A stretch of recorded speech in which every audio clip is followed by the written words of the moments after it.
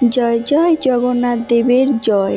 প্রিয় ভক্তগণ, আজ শনিবার, শুভ উল্টো রথযাত্রার দিন। আজকের দিনটি বিশেষ শুভ বলে মনে করা হয়, তাই বাড়িতে লাগিয়ে দিন এই একটি অর্থপ্রাপ্তি গাছ।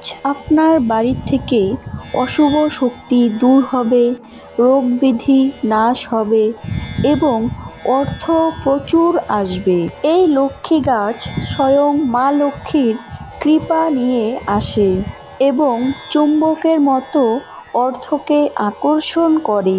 এই গাছের কারণে শ্রী মা লক্ষ্মী এবং বাবা সত্যনারায়ণ সারা জীবন আপনার ঘরে বিরাজ করবে। এটা কোনো সাধারণ টোটকা নয়, এর সাথে শাস্ত্রে গভীর সম্পর্ক রয়েছে।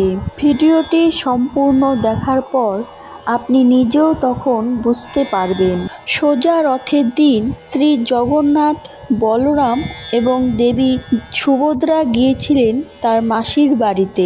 উল্টো রথের দিন তারা তাদের মূল মন্দিরে তাদের বাড়িতে চলে আসেন। শাস্ত্রে বলা হয়েছে রথযাত্রার এই 8টি দিন অত্যন্ত পবিত্র। শোনা গিয়েছে এই সময় কোনো ভালো কাজ করলে তা অত্যন্ত শুভ বলে মনে করা হয়। শাস্ত্র অনুসারে শুভ এবং মঙ্গলদায়ক অনুসারে এই একটি টোটকার মাধ্যমে আপনিও হতে পারেন অতি সৌভাগ্যবান। আপনাকে শুধু একটি লক্ষ্মী গাছ আপনার বাড়িতে রোপণ করতে হবে। তবে হ্যাঁ, এই গাছটি লাগাতে হবে বাড়ির এক বিশেষ দিকে এবং একটি নির্দিষ্ট নিয়োগে। কারণ বাস্তুশাস্ত্র অনুসারে এমন কিছু কিছু গাছ আছে আপনার চারপাশের পরিবেশকে যেমন সুন্দর করে রাখে, তেমনি আপনার ঘরে নেগেটিভ শক্তিকে আসতে দেয় না। বাস্তুশাস্ত্রে বলা হয়েছে কোনো বিশেষ একটি পবিত্র দিনে বাড়ির বিশেষ দিকে নির্দিষ্ট নিয়মে এই বিশেষ লক্ষ্মী গাছটি লাগালে আপনার উন্নতি হবেই হবে, সঙ্গে সঙ্গে আর্থিক উন্নতিও ঘটবে। এই গাছটির পজিটিভ এনার্জি আপনার ঘরের এবং বাড়ির বাস্তুদোষ কাটিয়ে দিবে।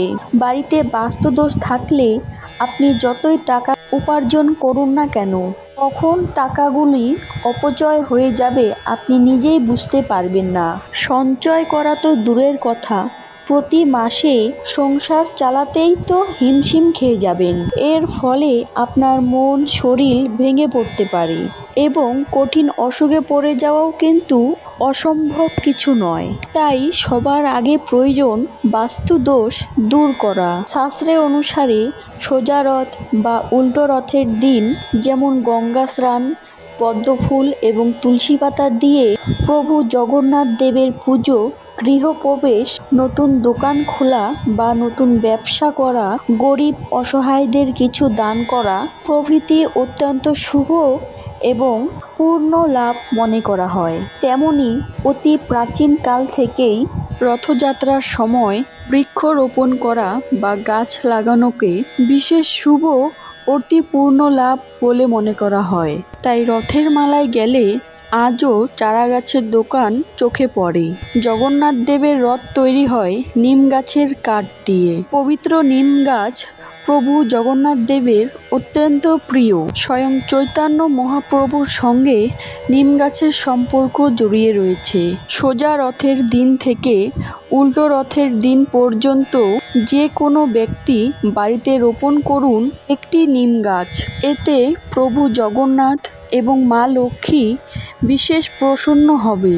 যেদিন নিম গাছটি রোপণ করবেন সেদিন নিরামিষ আহার করে অত্যন্ত ভালো মনে করা হয়। নিম হচ্ছে একটি ভেষজ বৃক্ষ, যা 4000 বছরের বেশি ধরে ভারতে ব্যবহার হয়ে আসছে।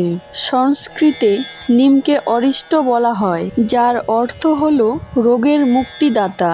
বেদে নিমকে বলা হয়েছে সর্বরোগ নিবারণী।